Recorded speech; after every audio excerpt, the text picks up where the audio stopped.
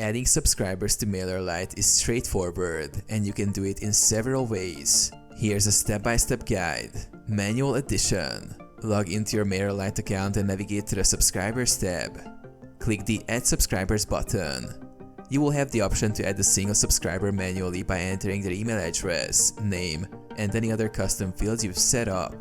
Click Save after entering the details. Importing a list. In the Subscribers tab, click Import to upload a list of subscribers. Choose the file format and upload your file. Map the columns from your file to the correct fields in MailerLite. After reviewing the details, click Import to add the subscribers. Using forms or pop-ups. Create sign-up forms or pop-ups in the Forms section. Embed them on your website or landing page.